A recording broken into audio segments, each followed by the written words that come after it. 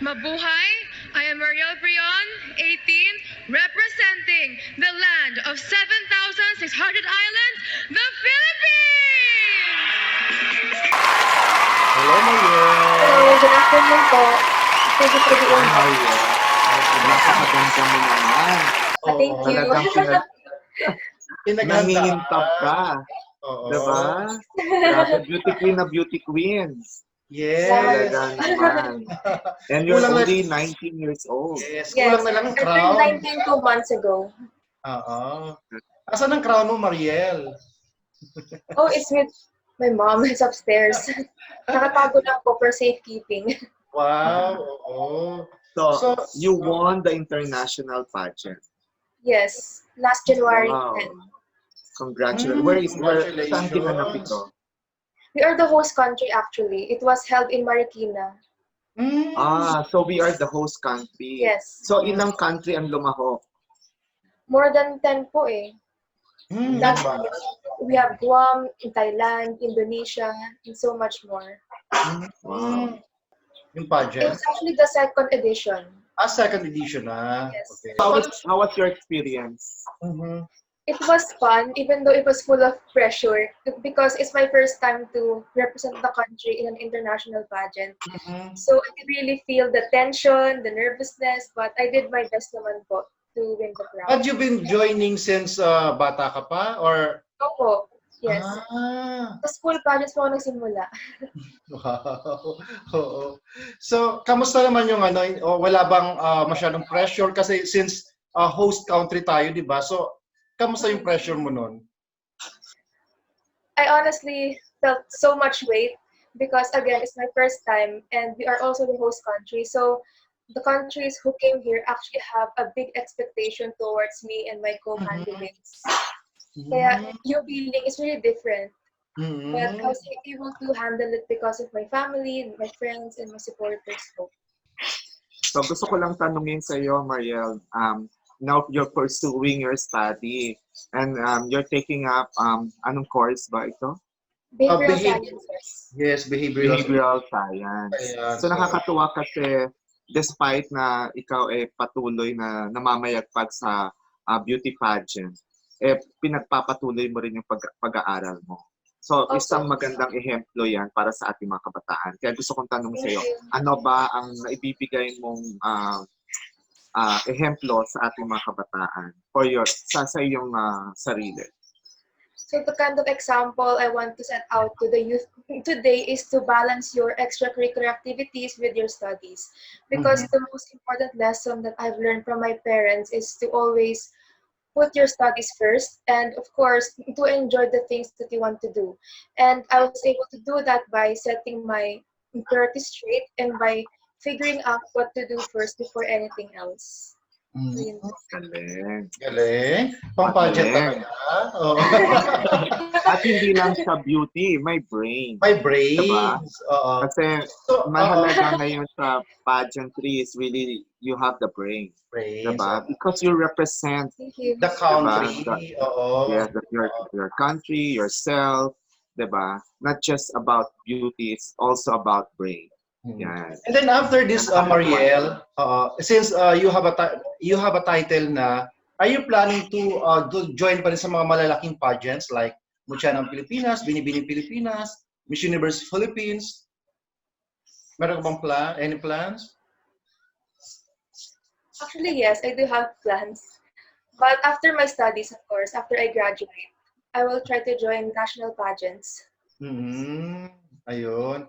Alam mo dyan, mas okay yung ganun kasi pina-priority talaga niya ang studies niya, di ba?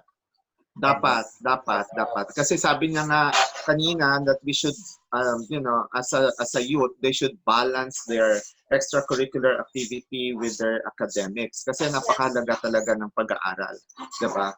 Kaya ano pa sa tingin mo ang maibibigay mo sa ating mga kabataan aside from, guiding them and be an example to them?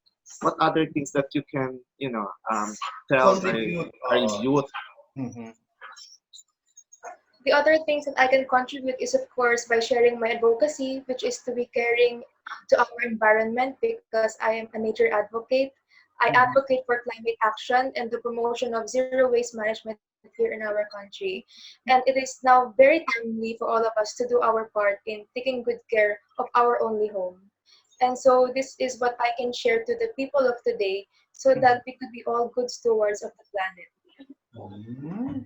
Okay. So, what do you think, malaki bang epekto ang COVID-19 ito sa mga tao dahil sa hindi nila tinake-care ang environment? Mm. In everything that we do, because in nature, everything is interconnected. So whatever you do to the environment will somehow come back to you, whether be it's a consequence or somehow a blessing. And so with the case of COVID-19, I do believe that it is a consequence of our ongoing destruction to our environment, since coronaviruses are somehow connected to exotic animals. They're somehow the carriers. And because of the ongoing illegal wildlife trade in the world, the more we have contact with these animals, and the more we have contact, the more prone we are in having these kinds of diseases. And so I think this is a learning lesson for all of us to know our boundaries with nature, and that we should respect our limitations, and of course to give respect to all creation. Very well said. Bravo. Very well said. Yan, siguro i-challenge natin si Mariel sa ilan sa mga questions na ginamit before sa mga pageants, especially sa Miss Universe. Yan.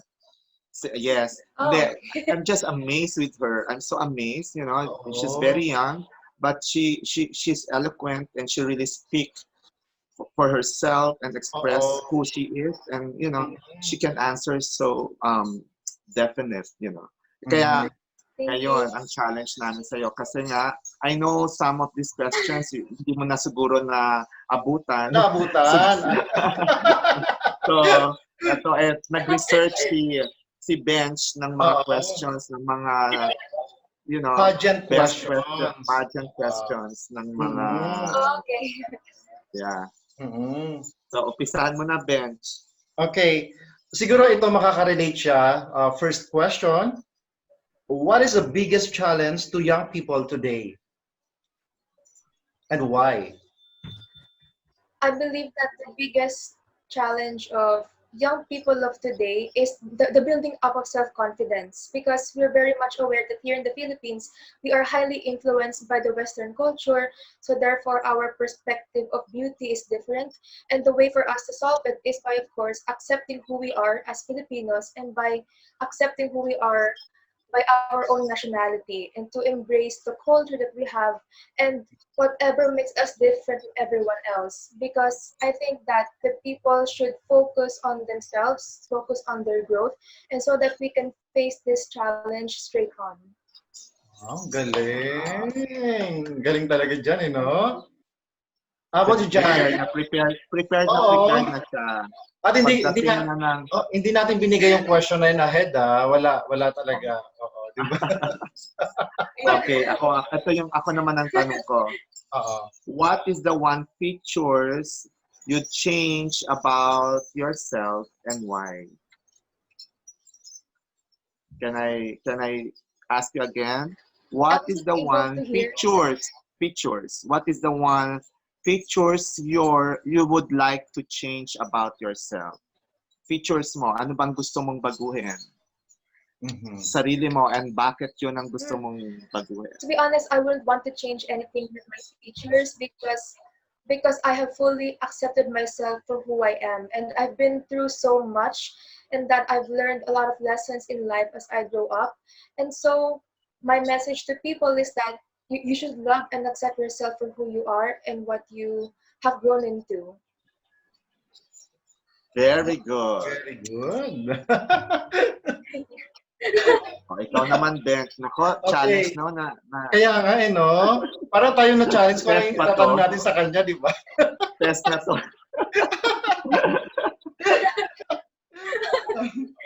Ayan. Here's my next question. If you could change one thing about the world, what would it be and why? if I'm given the chance to change one thing in the world, I will choose not to. I will not change anything in the world right now because everything that we have been through in our lives and our history is somehow contributed to who we are today as a society. And it's very important for us to realize that we should not change anything from the past or today because it will become applicable to all of us in the future.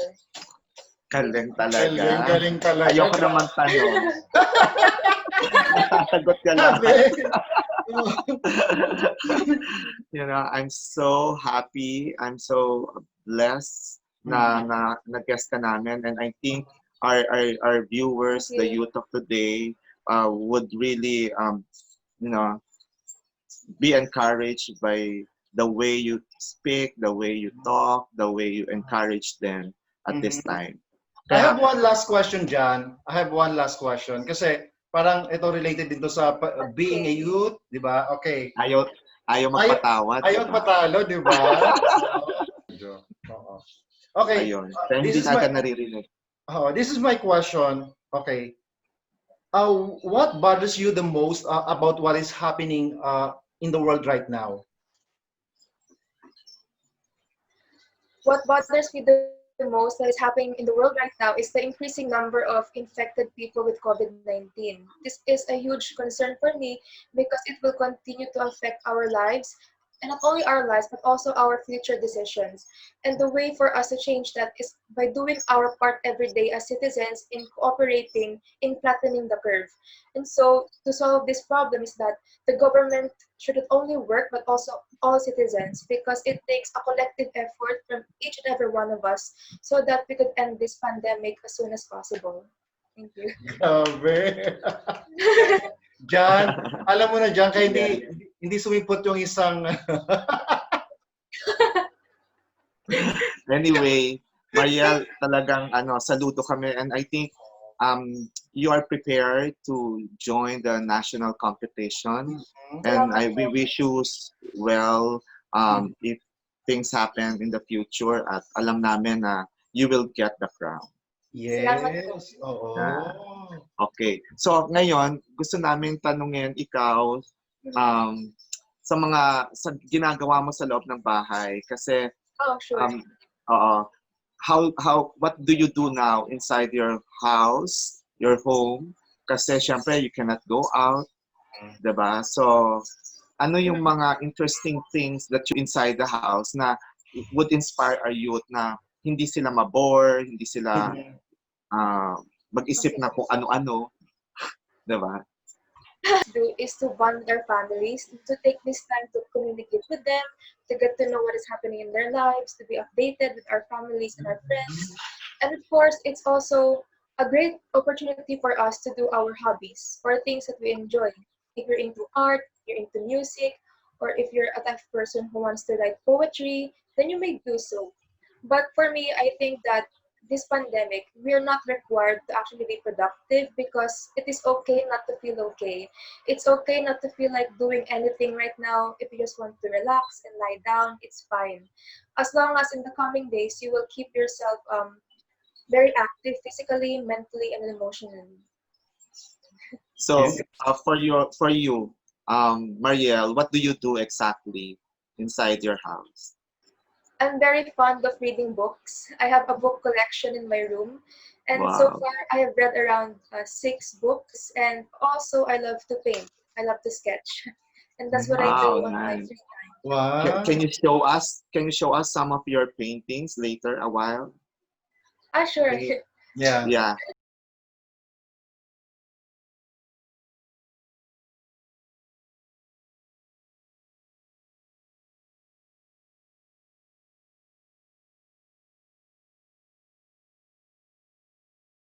So and we'll I give also you love time. to sing. Wow. Wow. Can you sing to us Talented. also? Yeah. Yeah, please. Okay, Grabe. give us kahit a cappella lang so that Acapella. our Oo. Oh, okay.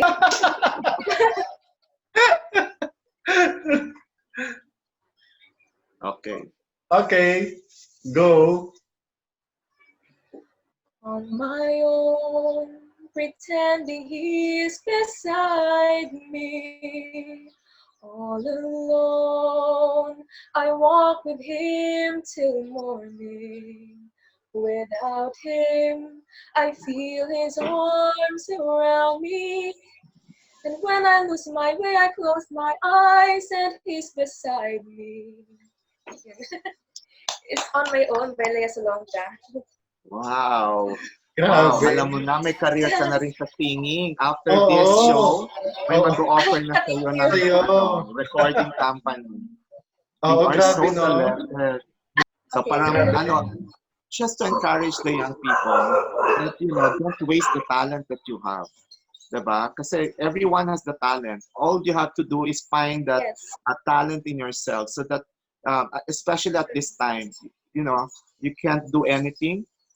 Look at the talent that whatever God has given you, and then this is the time you explore your Yes. talent. Diba?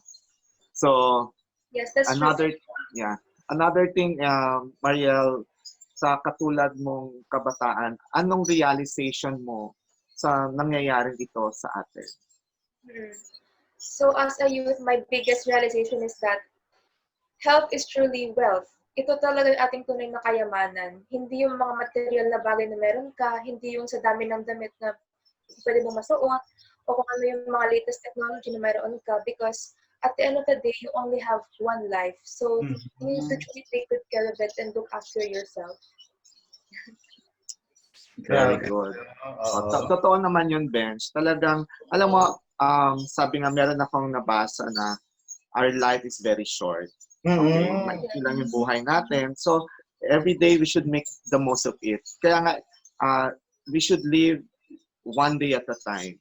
Oo. And make the best thing that you can ever in a day. Sa araw na ito, gawin mo na lahat ng pinakamaganda. Make the best out of it. Kasi you don't even know what's at stake tomorrow. Diba? We don't know what's gonna happen tomorrow. Oo. And then, di ba Katulad siya? na ito nangyayari. Oo. Diba? Oo. Di ba yung napag-usapan natin before na parang lahat ng pinaghirapan mo ngayon, lahat kung ano man meron ka, lahat ng mga mamahaling mong damit, parang walang silbi kung ang health mo is magsasuffer. Di ba? Yeah. Totoo po yun. Yeah. At saka hindi, ngayon with the situation, because of COVID-19, walang mayaman, walang mahirap. Diba? Kasi nga, yung kayamanan mo, walang magawa. Diba? So, you can't do anything sa panahon ngayon. Kaya kahit magtrabaho ka, magpakahirap ka, pag dumating ang isang bagay na katulad nito, walang magagawa yung pinaghirapan mo, yung kayamanan. Correct. Oo. Kaya yung mga Nakakatuwa naman. kaya nga dyan, di ba, yung sabi nga natin before, yung mga maraming, ano dyan, may mga extra money naman, ito na yung time na mag-share, di ba? Yes. Yes, I agree with that. So, Mariel, like if you are the richest woman now in the world, what will you do at this point of time, lalo na may panahon ng COVID? So if I'm the richest woman in the world right now, what I would do is to donate my money to charity, to give back to the people and to the community, because this is a trying time indeed for all of us, and the best thing that we could do is to help each other and to help one another so that we could be an uplifted society from this troublesome period. Ayun, di ba? Ikaw na iboboto ko. Itry kayo natin tanong si Mariel nung question kay Gloria. Walang kamatayang tanong kay Gloria, di ba? Sige Okay, nga. syempre, the first Miss Universe. Oo. Syempre, nakatatak na sa atin yung magandang tanong na yan. Tanong. O, ikaw na magtanong sa kanya yan.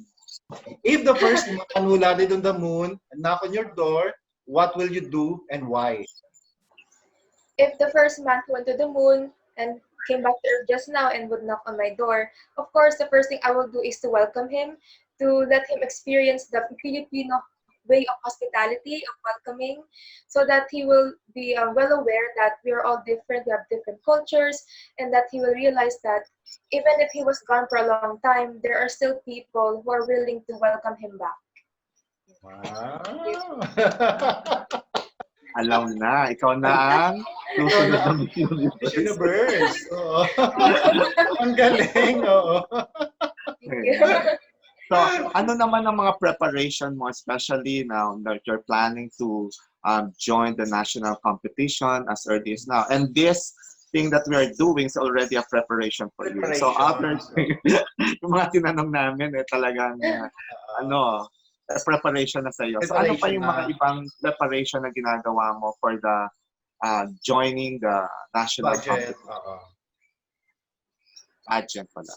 So for my preparations, I actually have a personal training. I'm under Primo Modelo Management. A big shout out to the team. Thank you so much. I am who I am today because of all of them, to Direct Primo, Miss Mia Gusi, Mr. Elcar, and to my pageant coach, Sir Rocky Solero. Thank you so much for training me. And so it's very important to know that whenever you're training for a national pageant, you cannot do everything alone. Your walk, the way you talk to other people, the way you answer the Q&A, you will always need guidance and help from others. And so in this journey of becoming a beauty queen, you will truly realize the value of teamwork and collaboration. And so I've prepared with a wonderful team with me all throughout the journey, and they will still be my team as I compete soon in the national pageant. Ayun. Okay. Oo. Galing. So, sino naman ang mga sponsor mo na designer? Okay, so for my designer, I have Ate Jaja Pacheco from Marikina, Mhm. and the designer of my national costume was Miss Patrice Tesoro. Oh, And Tesoro. Oo. yes, Mhm. and my festival wear designer is Monica's Creation from Pasig. Yan. So, sa mga sponsor ni Mariel, salamat sa inyo. Oo. Hindi kayo, for sure, dyan hindi sila nagsisi sa pag-sponsor kay Mariel. Very smart and intelligent. Oo. Thank you. Oo. I also want to thank the mayor of Libon Albay. It is my province as well. Mhm. Sir, Honorable Das Ramirez, thank you so much for giving your help to us in this national pageant. Thank you for giving your share in making sure that I'll be able to represent our country well. Thank you so much po for your support. Bicolano Yan, pala. kababayan mo siya. Kababayan ko pala to. Oo, kababayan. Grabe. Ang dragon. Grabe na. Ayun, sige. Mariel, one last message sa ating mga kababayan regarding sa nangyayari ngayon sa lockdown. So, anong message mo sa kanila? So my message to my fellow Filipino people, now is a time for us to show the true value of humanity. And that is to be caring, to be generous, to be compassionate, and understanding to our fellow countrymen. If you have the means and the resources to donate or to give back or to do a fundraising, whether be it in person or online, that would be the best action to do right now. And that is to show what it means to be human and to be good to everyone. And I highly encourage everyone as well to be kind to each and every one of us because we're all facing this in different situations. And so be empathetic. Know what it's like to be in other people's shoes. Know what it's like to live their life so that you will not judge quickly, you will not criticize quickly, but you will understand them of what it's like to live their life. Thank you. Talagang pageant na pageant dyan, no? But, she doesn't only answer because it's a pageant, but she Yes. answers from her heart. From the heart. I think that's so important. When you say something, it comes from the heart. And it will reflect and easily be seen kapag medyo sinasabi lang. Pero I see it from her heart, yung deep concern na. Oo. Yan. Mariel, maraming Hindi siya salamat. yung pinag-aralan, hindi scripted, di ba? Yes, I just read the questions from From the rundown lang. Oo. Yeah, that's very honest and Honest. true to you.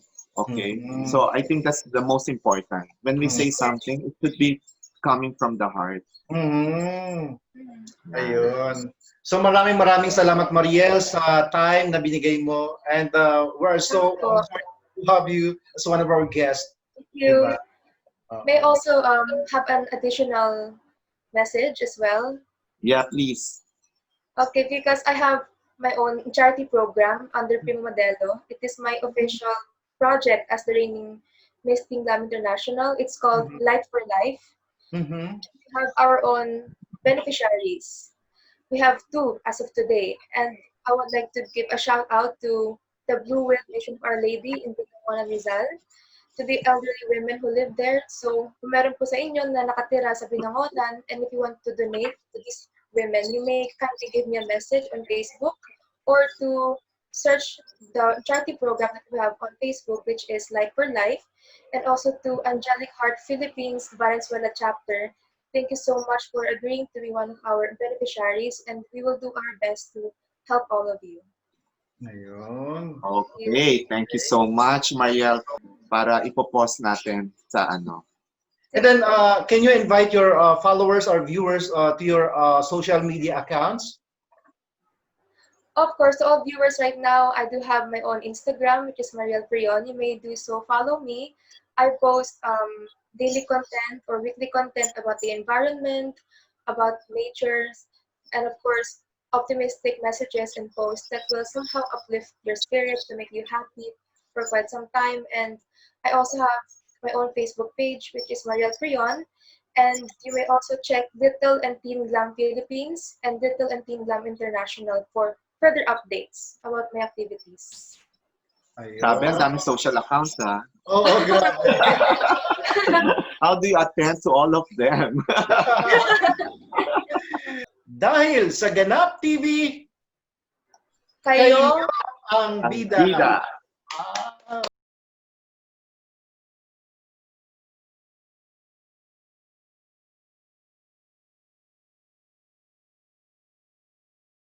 Catch 'em all.